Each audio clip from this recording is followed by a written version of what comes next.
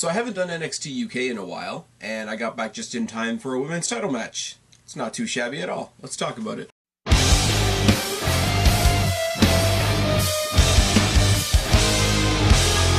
Okay, so I did that opener, and then my battery flashed at me, realized I had no juice left on this camera, and I've literally spent the last hour walking around my house looking for the charger cable for this camera, so I hope it's worth it. What's going on, everybody? It's your buddy, it's your pal, Spaz Phoenix, the YWC Reality Check, here with your NXT UK review for April 10th, 2019. And as I said in the intro an hour ago, it's been a hell of a long time since I've done an NXT UK review. I missed one, I missed two, and then life got in the way and sort of steamrolled from there. You guys saw I did one attempt at sort of catching up on the reviews and realized that wasn't going to work.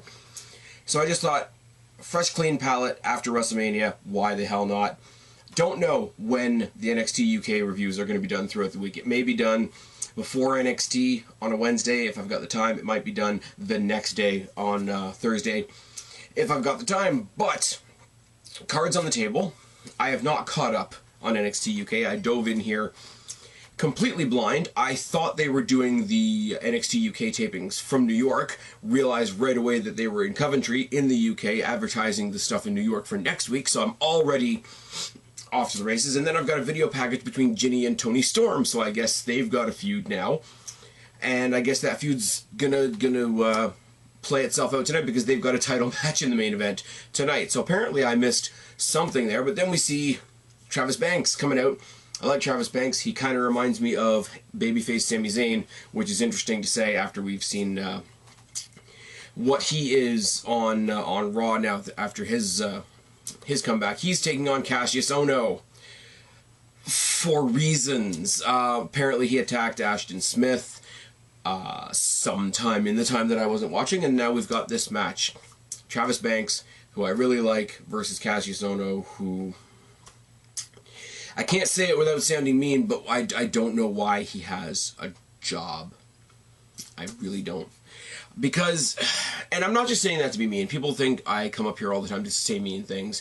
You know, I'm mean to Bianca Belair, even though I praise her athleticism and I praise her in-ring ability to the nines. I just think her gimmick is shit. Ashton Smith is great. Travis Banks is great. Kassius Ohno doesn't do anything for me whatsoever. I've really tried. Apparently the guy's dealt with a lot of medical issues and you know, he's struggled with, you know, body imagery and all that sort of things, and I can have sympathy to that to a point. Apparently he's done a lot of stuff on the indies. Apparently he used to be a tag team partner with Cesaro. Apparently he's a great mentor to other people in the back, and that's all very respectable, and with all due respect, all very irrelevant when he comes out on my TV, and I just don't care. And this match was proof. This match was Travis Banks really trying to have an exciting match, and Kassius Ohno just reminding you that, yeah, this isn't going to be an exciting match because I'm in it. Collar and elbow tie-up, and Ohno works on the arm. Banks reverses. Headlock by Ohno, and Banks reverses again. Ohno talks some shit. Like, the match grinds to a halt. Ohno talks some shit, and it's bad talking shit. It's not even like, I don't even know, like when you get somebody like a, I don't know, Velveteen Dream or a I can't think of his name now, the guy that just had his neck all fucked up, Tommaso Ciampa, there we go. That really sounds bad, and I should probably edit that out, but I'm not going to. They talk some shit, and it's good. This is just crap and cheesy one-liners and schoolyard humor and short jokes, and it was just really bad. Ohno goes like he's going to do a shoulder tackle and just steps on his foot. Instead, series of kicks by Banks, tries to get it all up and going again. Running knee to the back of the head by Banks and an apron boot. Banks eats the steps on the outside, and Ohno does this really weird thing because he looks like he's going to go for a mudhole stomp, but he's stomping on the neck, which just looks awkward because he has to angle his foot a certain way so that he doesn't legitimately step on the guy's throat. So let's, you know, applause for not wanting to step on the guy's throat, but it was just really awkward. Snapmare and a weird leg drop thing by Ohno, and a forearm, because that's what he does. Body shots by Banks, thumb to the eye by Ohno. Ohno misses a really bad moonsault, and Banks hits some yes kicks that I don't even have the energy to do the Daniel Bryan silly kick thing, because Daniel Bryan makes me think of Kofi Kingston, and we're going to talk about that next week because that's some bullshit as well. Ohno kicks the injured shoulder into the apron, which was a nice spot. He did the whole thing.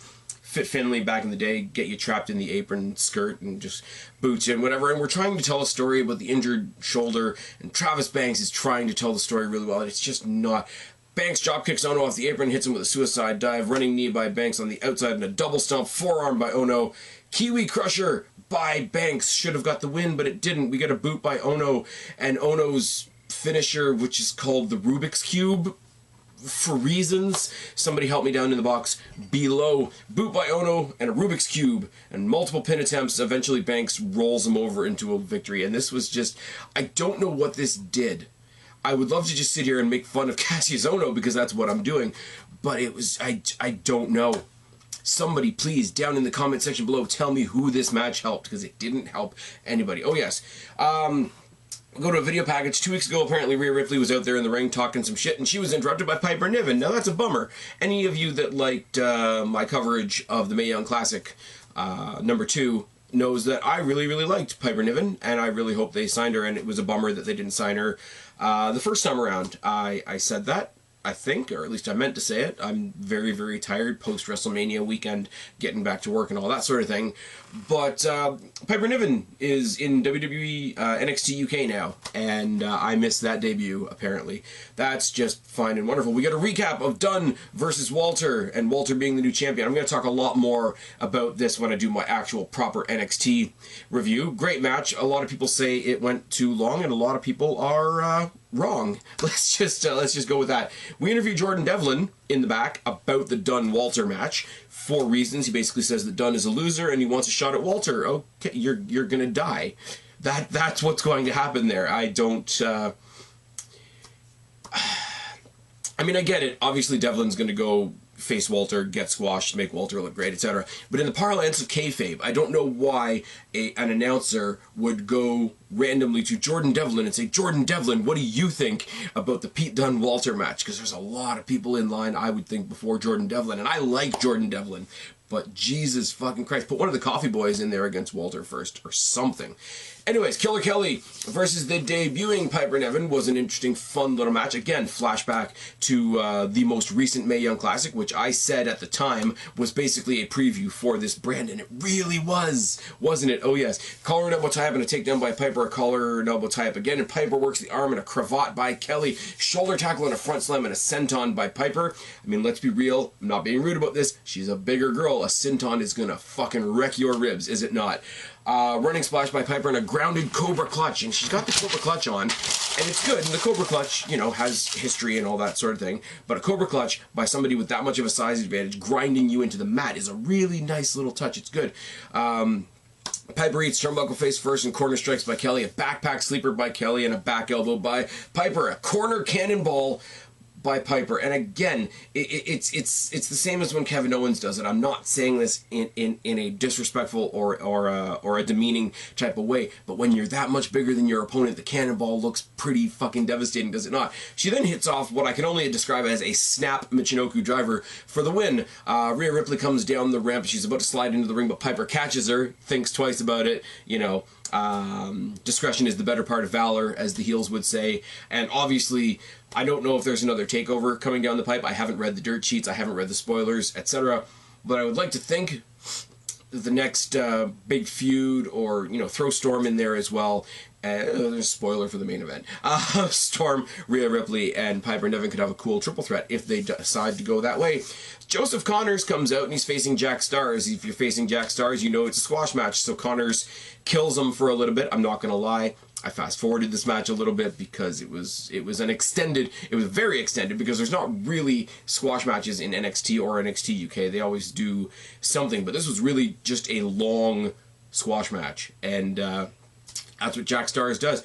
Joseph Connors, what you gain from this is he's weird and creepy, and he talks to the turnbuckles, which is lovely, and Jack Stars is there to do the British Ellsworth bit. We get a highlight package on Dave Mastiff showing some of his in-ring highlights along with his working out routine. I'm not going to lie, WWE does great video packages, but I really zoned out through this because I was waiting for the main event, Toni Storm versus Jinny, and I'll say this, you guys know I love Toni Storm, I don't need to banter on about that, but Jinny, I've been very sort of wishy-washy and a bit critical on Jinny. I will still say I don't get the appeal of Jinny, I'll be perfectly honest on that front. I don't get what the draw is, I don't get what her character is supposed to be. She's a fashion person, and therefore that makes her a fighter. Whatever. I still don't get it. There's still something not clicking for me. But in ring, the girl is class. In ring, the girl is absolutely amazing, and it clicked. The way that she's good, if that makes sense, it really clicked in this match. Obviously, because she's in there with somebody I really like Toni Storm, and let's just hope that, you know. I was about to say, let's just hope that she doesn't get called up in the draft next week, but she's a champion, and we hope they really wouldn't do that. But, again, I go back to the reference of Kevin Owens. Again, I go back to the reference of Paige, who basically had to drop the NXT title because they decided to call her up. So, I don't know. Does that mean we're getting Rhea Ripley instead? Is Rhea Ripley going to be one of the people that Paige is managing on SmackDown that might not stay on SmackDown because there's a draft next week? I digress. Toni Storm versus Jinny for the NXT UK Women's Championship. They brawl to start, which makes sense if you know what this feud is about, which I don't, so I'm at a bit of a loss on this one. Boots by Jinny and a dropkick by Storm. Single leg crab by Storm, who turns it into an STF. I can speak, I swear.